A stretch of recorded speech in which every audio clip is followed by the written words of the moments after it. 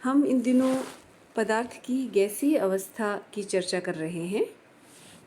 आज हम next topic लेते हैं मैक्सवेल का आणविक वेगों के वितरण का नियम, Maxwell's distribution law of molecular velocities.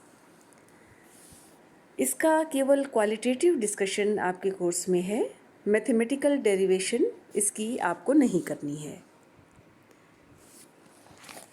पिछले लेक्चर्स में हमने गैसों के काइनेटिक थ्योरी यानी अणुगतिक सिद्धांत के बारे में चर्चा की थी, जिसके अनुसार गैसों के मॉलिक्यूल्स जो हैं वो अलग अलग स्पीड से, अलग अलग वेलोसिटीज़ से अलग अलग डायरेक्शन में मूवमेंट करते हैं, और जब वो मूव करते हैं तो ऐसा करने में वे आपस में टकराते हैं, साथ ही साथ पात्र की दीवारों से भी टकराते रहते हैं, और जिसके कारण उनके बीच में एनर्जी का और वेलोसिटीज़ का रिडिस्ट्रीब्यूशन होता है। टकराने के बाद किसी का वेग कम हो जाता है, किसी का बढ़ जाता है, क्योंकि डायरेक्शन उनकी चेंज होती है। तो हालांकि हर अणु की, हर मॉलिक्यूल की एनर्जी, उसकी वेलोसिटी अलग अलग होती है, लेकिन फिर भी ज़्यादातर अणु जो हैं उनका वेग है वो एक पर्टिकुलर रेंज में होता है। कुछ अणु का वेग कुछ कम होता है, कुछ का ज़्यादा, लेकिन एक डेफिनेट रेंज होती है जिसके अंदर सभी मॉलिक्यूल्स की वेलोसिटी होती है। तो इस प्रकार कैसे अणुओं के बीच में वेलोसिटीज़ का डिस्ट्रीब्यूशन है उसके बारे में मैक्सवेल ने स्टडी किया, और जो नियम उन्होंने दिया उसी को हम मैक्सवेल के आणविक वेगों के वितरण नियम के नाम से जानते हैं। तो ये इसकी जो मैथमेटिकल फॉर्म है वो यहाँ मैंने लिखी है। इस नियम को हम मैथमेटिकली इस तरह से लिख सकते हैं: 1/N dNc/dc is equal to 4πm/2π/kT की पावर 3/2 e⁻⁻mc²/2kT इंटू c²। यहाँ जो c है वो है अणुओं का वेग, और dc जो है, जैसे कि मैथमेटिक्स वाले जानते होंगे कि बहुत थोड़ा सा परिवर्तन अगर किसी चीज़ में होता है तो हम उससे पहले स्मॉल d यूज़ करते हैं। तो dc जो है वो है वेग में बहुत थोड़ा परिवर्तन। dNc/N जो है वो है अणुओं का वह अंश जिसका वेग c तथा c+dc के बीच में है। तो dNc/N हमको वो फ्रैक्शन बताता है। k बोल्ट्जमान कांस्टेंट है, स्मॉल m जो है वो अणु का मास है, T एब्सोल्यूट टेम्परेचर है। तो ये है मैक्सवेल का आणविक वेगों के वितरण का नियम। अब इस समीकरण के हिसाब से अगर हम एक ग्राफ प्लॉट करें, एक आलेख अगर हम खींचें c और 1/N dNc/dc के बीच में, जो लेफ़्ट साइड वाली जो एक्सप्रेशन है वो हमने लिया है y एक्सिस पर, यानी ये अणुओं का वो अंश जिसका वेग c और c+dc के बीच में है, और x एक्सिस पर हमने लिया है वेग यानी c। तो ये जो ग्राफ हम खींचते हैं ये आप देख रहे हैं कि ये किस तरह का हमको वक्र प्राप्त हो रहा है, किस तरह का कर्व हमको मिल रहा है। तो पहले हम एक कर्व की ओर ध्यान देते हैं जो कि T1 टेम्परेचर पर खींचा गया है। आप देख रहे हैं कि जैसे जैसे वेग बढ़ रहा है वैसे वैसे ये कर्व ऊपर की ओर जा रहा है, यानी उस वेग को रखने वाले अणुओं की संख्या भी, अणुओं का अंश भी बढ़ रहा है वेग के बढ़ने के साथ साथ। सबसे पहले जहाँ से ये कर्व शुरू हो रहा है, यानी वेग जहाँ पर शून्य है, वहाँ आप देख रहे हैं कि y एक्सिस पर भी ये पॉइंट 0 पर ही है, यानी शून्य वेग वाले अणुओं की संख्या भी शून्य है। ऐसा कोई अणु नहीं है जो 0 वेलोसिटी पर हो, यानी जो स्थिर हो। इसका मतलब सभी अणु गति कर रहे हैं। तो शून्य वेग वाले अणुओं की संख्या भी लगभग शून्य ही है। फिर जैसे जैसे वेग बढ़ रहा है उस वेग वाले अणुओं का अंश भी बढ़ रहा है। कहाँ तक? एक अधिकतम मान तक। उस अधिकतम मान के बाद वेग के बढ़ने के साथ साथ उस वेग वाले अणुओं का अंश कम हो रहा है। तो ये जो अधिकतम वैल्यू है, वेग का वो मान जिस पर अणुओं की संख्या अधिकतम है, उसे हम कहते हैं प्रायिकतम वेग या सर्वाधिक संभाव्य वेग। इसे हम अल्फा से रिप्रेजेंट करते हैं। तो वेग के बढ़ने के साथ साथ अल्फा तक उस वेग वाले अणुओं का अंश बढ़ेगा। अल्फा के बाद जब हम वेग बढ़ाते हैं तो हम देख रहे हैं कि वो अणुओं का अंश कम होता जाता है। दूसरी बात ये कि बहुत कम और बहुत ज़्यादा वेग वाले अणुओं की संख्या बहुत कम है। ये जो कर्व है ये बीच में से वो जो अंश है अणुओं का वहाँ बीच में हाईएस्ट है, उसके लेफ़्ट साइड में कम होता जाता है, राइट साइड में भी कम होता जाता है। इसका मतलब ऐसे वेग जो बहुत कम हैं या बहुत ज़्यादा हैं उनको रखने वाले अणुओं का अंश बहुत कम होता है। अब हम अगर टेम्परेचर बढ़ाएं तो देखते हैं कि इस टेम्परेचर के बढ़ने के साथ साथ इस कर्व पर क्या प्रभाव पड़ता है। तो दूसरा टेम्परेचर हमने लिया है T2 जो कि T1 से ज़्यादा है। तो ये कर्व, इन दोनों कर्व को अगर आप कंपेयर करें तो आप ये पाएंगे कि T2 वाला कर्व जो है वो थोड़ा सा चपटा हो गया है T1 के कंपैरिजन में, यानी उसकी जो हाइट है वो कम हो गई है, वो अधिक चौड़ा हो गया है। इसको हम किस तरह से एक्सप्लेन कर सकते हैं कि जैसे जैसे ताप बढ़ा वैसे वैसे अणुओं की ऊर्जा बढ़ी। ऊर्जा के बढ़ने के साथ साथ क्या क्या चेंजेस आए? सबसे पहला जो कर्व का जो उच्चिष्ट था, जो मैक्सिमा था, वो अधिक वेग की ओर डिस्प्लेस हो गया है, यानी अल्फ़ा की वैल्यू बढ़ गई है ताप के बढ़ने के साथ साथ। प्रायिकतम वेग में वृद्धि हुई है। T1 पर जो अल्फ़ा था वो कम था, T2 का जो पीक है वो अधिक वेग पर है, यानी प्रायिकतम वेग का मान बढ़ गया, लेकिन ये कम ऊंचा है। तो प्रायिकतम वेग रखने वाले अणुओं की संख्या जो है वो कम हो गई। प्रायिकतम वेग का मान बढ़ा लेकिन प्रायिकतम वेग रखने वाले अणुओं की संख्या में कमी आई। एक और बात कि ताप के बढ़ने से वक्र की चौड़ाई बढ़ी है। पहले T1 पर जो वक्र था वो पहले ख़त्म हो जाता था कम वेग पर। T2 पर ये वेग और अधिक, ये जो कर्व है वो और अधिक वेग पर जाकर बंद हो रहा है। इसका मतलब कि अधिक ताप पर सामान्य से अधिक वेग वाले अणुओं की संख्या बढ़ जाती है, उसमें वृद्धि होती है। पहले ये चौड़ाई कम थी, अब ये चौड़ाई बढ़ गई। बढ़ने के का मतलब कि अधिक वेग वाले अणुओं की संख्या बढ़ गई है, और ये ऑब्वियस है कि टेम्परेचर बढ़ने के साथ साथ, तापमान के बढ़ने के साथ साथ, क्योंकि एनर्जी बढ़ती है इसलिए अधिक वेग वाले अणुओं की संख्या भी बढ़ जाती है। यहाँ पर हमने T1 वाले कर्व पर हमने जो पीक है वहाँ पर वेग लिखा है अल्फ़ा, ये प्रायिकतम वेग है। उसके बाद हमने लिखा है C बार। C बार जो है वो है औसत वेग।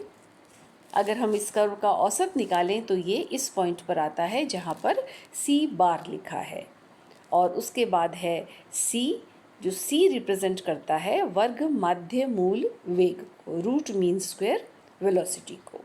तो ये तीन तरह के वेग अल्फ़ा, C बार और C।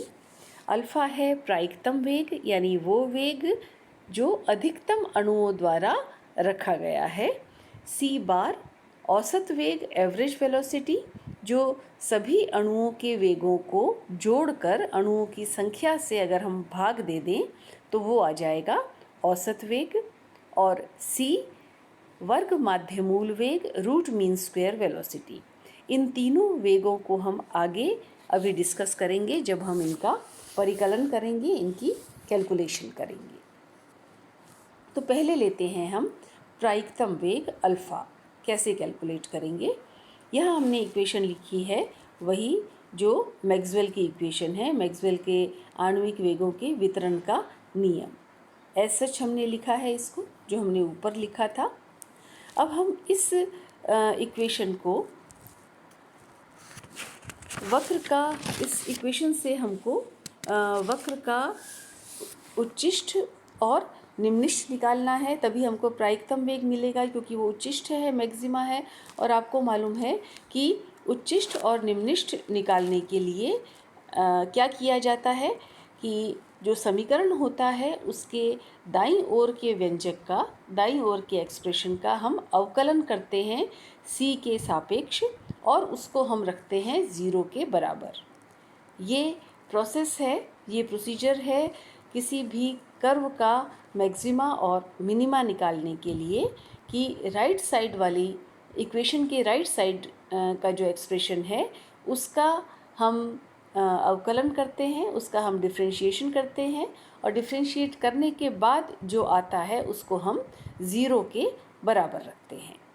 तो यहाँ हमने जो राइट साइड है उसको लिया और उसको हमने अवकलित किया, उसका हमने डिफरेंशियल लिया। डिफरेंशियल के लिए ज़्यादातर को तो ये पता होगा कि जो कांस्टेंट है वो हमने बाहर ले लिया है।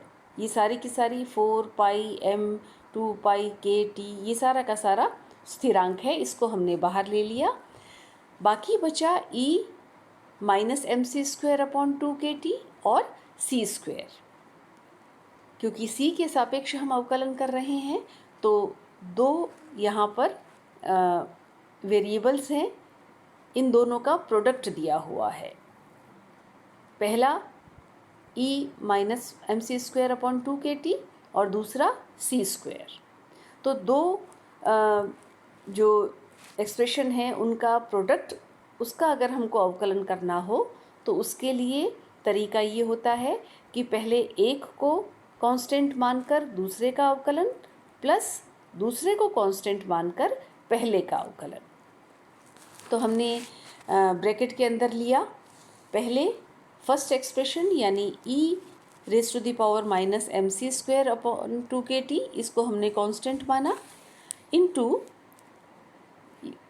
इनटू में हमने लिया दूसरा एक्सप्रेशन c स्क्वायर, उसका डिफरेंशियल। तो c स्क्वायर का अवकलन होता है 2c, इसलिए मैंने पहले लिखा e raise to the power minus mc² upon 2kt into 2c। अब प्लस करके हम c स्क्वायर को कांस्टेंट मानेंगे और पहले वाले का अवकलन लेंगे।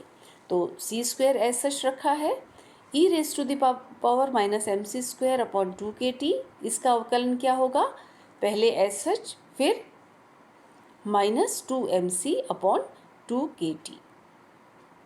ये हो गया फर्स्ट एक्सप्रेशन का अवकलन। अब इसको हमने रख दिया 0 के बराबर। इसको 0 के बराबर रखा है तो हम बाहर वाला कांस्टेंट 0 हो नहीं सकता। अंदर जो दो क्वांटिटीज़ हैं उसमें हमने कॉमन लिया है, जो दोनों में कॉमन है c into e raise to the power minus mc² upon 2kt, अंदर बचा 2 माइनस mc² अपॉन kt, ये हो गया 0 के बराबर। अब ये दो चीज़ों का प्रोडक्ट 0 है, तो या तो ये बाहर वाला 0 होगा या अंदर वाला 0 होगा। तो बाहर वाले को अगर 0 करें तो c 0 आता है, ये तो मिनिमा हो गया, और अंदर ब्रैकेट के अंदर वाले को 0 करें तो c की वैल्यू हमारे पास आती है square root 2kt upon m के बराबर। ये है अल्फ़ा जो कि उच्चिष्ट बताता है, और इसको हम इस तरह से भी लिख सकते हैं कि k को हम लिख सकते हैं r अपॉन n के बराबर। k है बोल्ट्जमान कांस्टेंट जो कि होता है gas constant divided by Avogadro number of molecules के बराबर। तो यहाँ हमने इसको लिखा 2RT अपॉन mn। अब स्मॉल m है एक मॉलिक्यूल का मास, n है अणुओं की संख्या, तो m इंटू n हो जाएगा कुल गैस का द्रव्यमान यानी कैपिटल M। तो इसको मैं लिख सकती हूँ square root 2RT upon m। तो ये हुआ प्रायिकतम वेग alpha square root 2RT upon m के बराबर। औसत वेग की हम बात करें, सी बार की बात करें, एवरेज वेलोसिटी की, तो एवरेज वेलोसिटी के लिए हम इसको निकाल सकते हैं C bar is equal to C into D N C का इंटीग्रेशन 0 टू इन्फिनिटी, और इसमें सारे वेग आ जाएंगे। इसको अगर हम डिवाइड करें कुल अणुओं की संख्या से तो हमारे पास सी बार आ जाएगा। सी इंटू डी एन सी को हमने मैक्सवेल नियम से इसके बराबर लिखा है, नीचे जो हमने इंटीग्रेशन में लिखा है, और इसमें जो कॉमन है उसको हमने बाहर निकाल लिया। अंदर हमारे पास बचा जो वेरिएबल है C cube into E raise to the power minus M C square upon 2KT DC। इसके इंटीग्रेशन के लिए हमने, क्योंकि ये एक डेफिनेट इंटीग्रल है, ये एक निश्चित समाकल है, इसलिए हमने पहले इसको पूरे को हमने सिंप्लीफाई करने के लिए m अपॉन 2KT को हमने a के बराबर मान लिया है। तो c बार जो है वो हमारा ये आ जाएगा 4 पाई a अपॉन पाई की पावर 3/2 और into C cube into E raise to the power minus AC square DC का इसका इंटीग्रल। अब ये जो इंटीग्रल है ये एक निश्चित, एक डेफिनेट इंटीग्रल है, निश्चित समाकलन है, जिसका मान होता है 1/2a स्क्वायर। तो हम डायरेक्ट इसको 1/2a स्क्वायर के बराबर रख रहे हैं। और वापस से a का मान m/2KT रखें, तो इसको सिंप्लीफाई करने के बाद हमारे पास आता है 8KT अपॉन पाई m का स्क्वायर रूट। जैसे हमने पिछली बार किया था, k को मैं r/n के बराबर रख रही हूँ और फिर n इंटू m जो है वो कैपिटल M के बराबर हो जाएगा। तो फाइनली हमारे पास c बार जो है वो आता है 8RT अपॉन पाई m के बराबर। वर्ग माध्य मूल वेग की बात करें हम, रूट मीन स्क्वायर वेलोसिटी की, तो ये क्या होता है, अगर हम सभी अणुओं के वेगों के स्क्वायर को जोड़ें और उसको हम अणुओं की संख्या से डिवाइड करके उसका वर्गमूल ले लें, स्क्वायर रूट ले लें, तो वो होता है वर्ग माध्य मूल वेग। वेगों के वर्गों का हमने माध्य लिया और उसका मूल लिया, उसका स्क्वायर रूट लिया, तो ये होता है वर्ग माध्य मूल वेग। इसको हम u से रिप्रेजेंट करते हैं, तो u लिखा है मैंने square root of u square, और u स्क्वायर होगा c square into DNC upon n का इंटीग्रल और उसका फिर स्क्वायर रूट। तो इसको हम ज़रा सॉल्व करते हैं। DNC अपॉन n जो है वो हमने मैक्सवेल नियम से एज सच यहाँ लिख दिया है, इसको हमने c स्क्वायर से मल्टीप्लाई किया है। तो मल्टीप्लाई करने के बाद जो आता है हमारे पास, यहाँ लिखा हुआ है 4 pi m upon 2 pi KT raise to the power 3/2 और into E raise to the power minus MC square upon 2KT C की पावर 4, इसका समाकलन, इसका इंटीग्रेशन।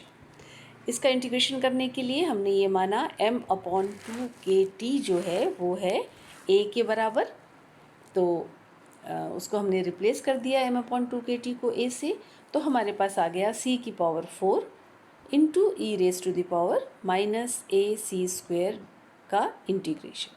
ये भी एक निश्चित समाकल है जिसका मान होता है 3/8 pi upon a raise to the power 5 का स्क्वायर रूट। तो हमने इसको एज सच लिख दिया है, a की जगह जो है वो m अपॉन 2KT लगा दिया, और इसको जब हम सिंप्लीफाई करते हैं तो हमारे पास u स्क्वायर का मान आता है 3KT अपॉन स्मॉल m। तो u का मान, इसका स्क्वायर रूट, और उसी तरह से k को हमने लिखा r अपॉन n के बराबर, तो ये आ जाएगा 3RT अपॉन कैपिटल M। अब हमारे पास अल्फ़ा, सी बार और यू तीनों के मान आ गए हैं। अल्फ़ा 2RT अपॉन M का स्क्वायर रूट, सी बार 8RT अपॉन पाई M का स्क्वायर रूट और यू 3RT अपॉन M का स्क्वायर रूट। अगर इनको कंपेयर करें, हम देखें क्या अनुपात है इन तीनों का आपस में, तो ये अनुपात हम जब लेते हैं तो ये आता है, क्योंकि सभी में RT अपॉन M कॉमन है, बाकी जो सिंप्लीफाई करने के बाद बचता है ये रेशो 1:4 अपॉन पाई का स्क्वायर रूट = 3/2 का स्क्वायर रूट। इसको कैलकुलेट करें तो ये आता है 1:1.128 1:1.224। तो आप देख रहे हैं कि सबसे छोटा जो है वो है अल्फ़ा, उससे बड़ा सी बार और सबसे बड़ा यू। तो यू का मान रूट मीन स्क्वायर वेलोसिटी का मान एवरेज वेलोसिटी से ज़्यादा होता है और उसका मान जो है वो मोस्ट प्रोबेबल वेलोसिटी से ज़्यादा होता है। ये रेशो आप थोड़ा ध्यान रखिए, क्योंकि कई बार क्या होता है कि न्यूमेरिकल्स में इन तीन वेग में से कोई एक वेग आपको दिया जाता है और ये कहा जाता है कि किसी दूसरे वेग की आप गणना करो। जैसे मान लीजिए आपको अल्फ़ा दे दिया और ये कहा कि अल्फ़ा इतना है तो यू कितना होगा, तो इसलिए ये अनुपात जो है वो थोड़ा आप ध्यान में रखें। नेक्स्ट लेक्चर मैं कल पोस्ट करूँगी, कल शेयर करूँगी। Thank you.